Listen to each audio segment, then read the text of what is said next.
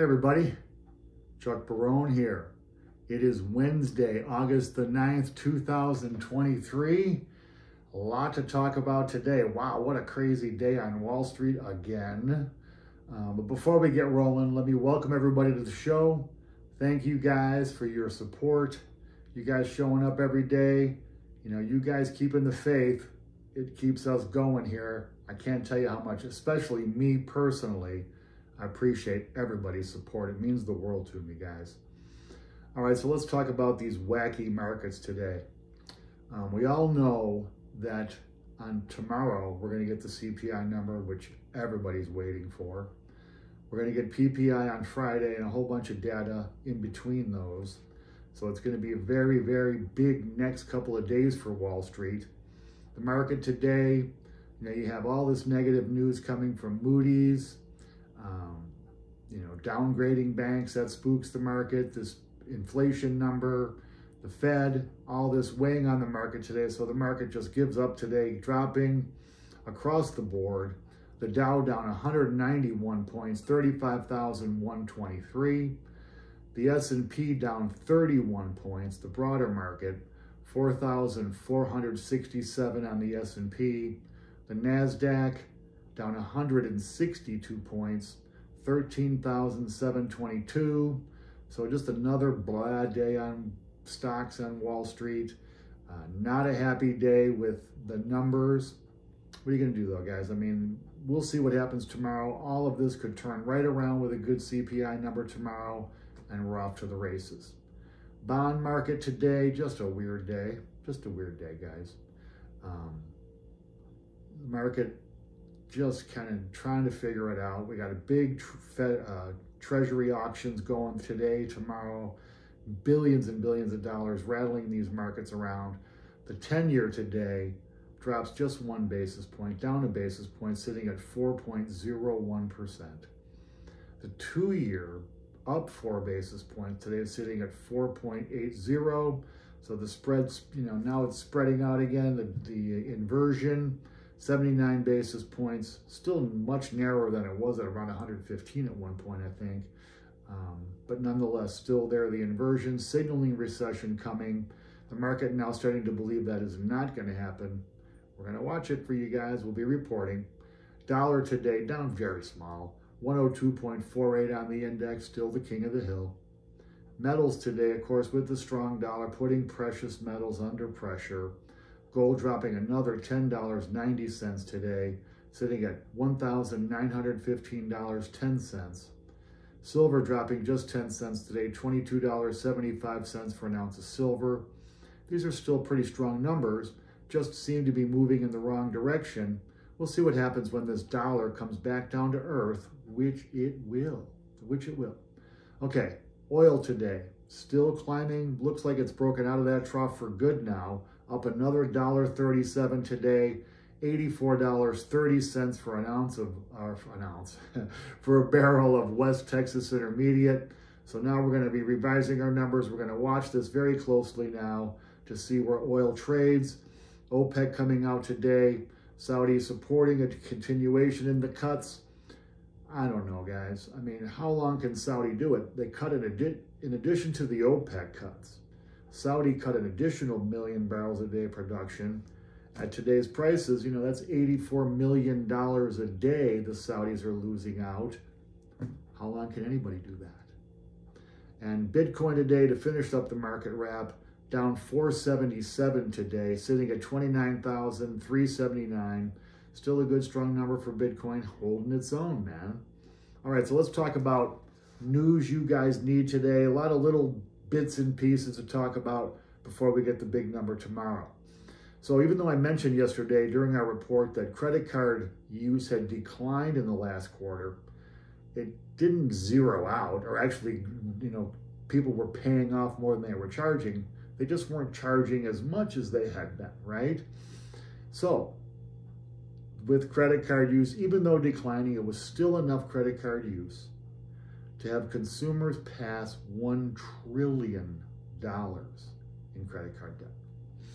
Guys, that's just bananas. Okay, that's over $200 billion a year just paying interest on those credit cards.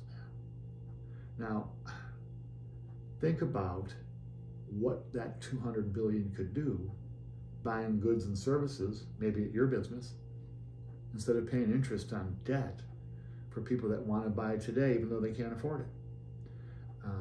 This is going to really be a big problem, guys, okay? Consumers are borrowing basically one of two reasons, it seems like. Either just to stay afloat, charging gasoline, food, and life's essentials, or more commonly, just to maintain a lifestyle.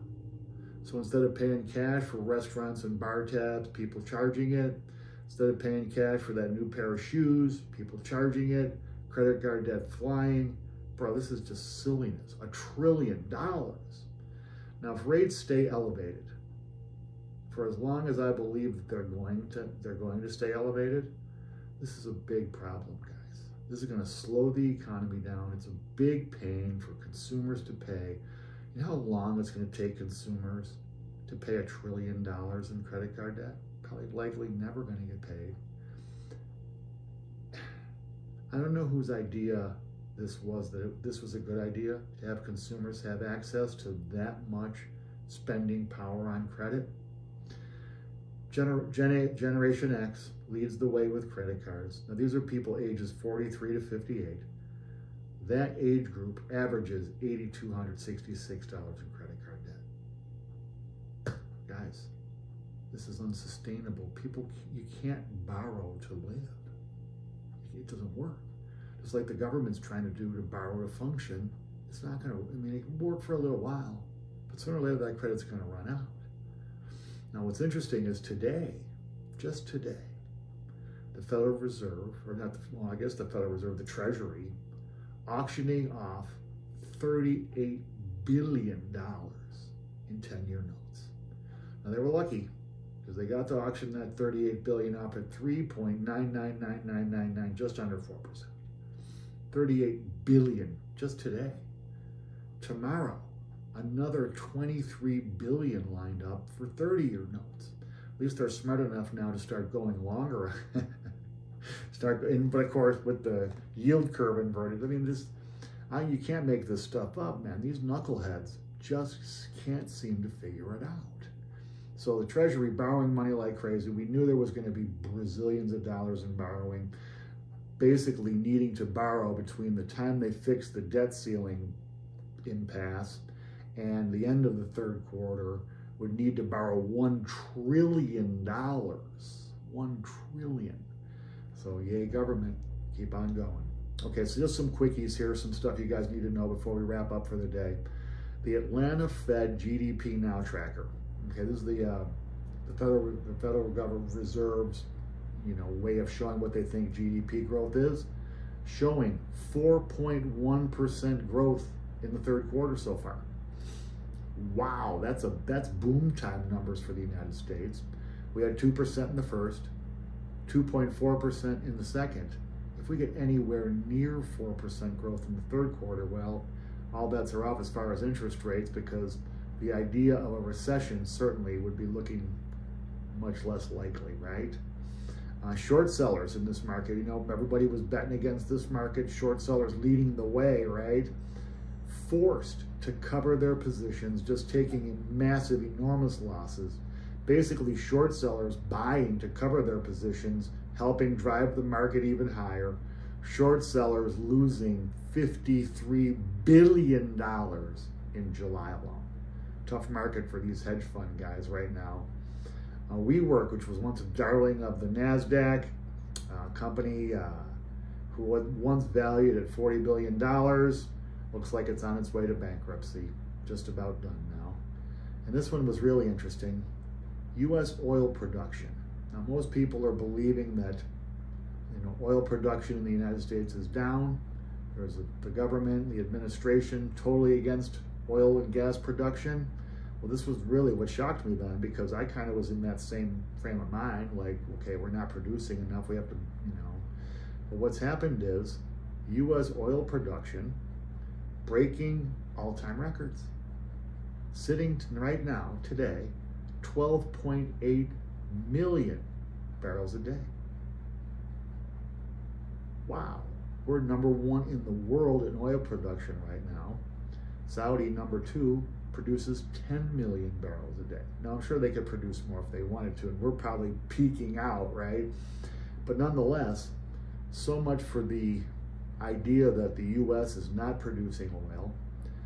We are number 1 in the world that way. And with prices going up, oil producers set to make a pretty fat profit, right? And lastly, to wrap things up today, guys, tomorrow we're going to get CPI. Friday, we're going to get the PPI numbers showing where inflation is at. Friday, I believe we're also going to get the Fed's number on their preferred gauge. Anyway, guys, we've seen estimates. I was reading this today. Listen to this, guys, okay? CPI estimates for tomorrow ranging, what I've seen, anywhere from 2% month over month, 4% month over month. So we're talking about annualized inflation from somewhere around 2 to 2.5%, all the way up to 4.5%. That's a pretty big window for this number to come in at. As we all know, the top line CPI last month coming in at 3%. There's a lot of people betting right now that the number is going to come in higher than that tomorrow.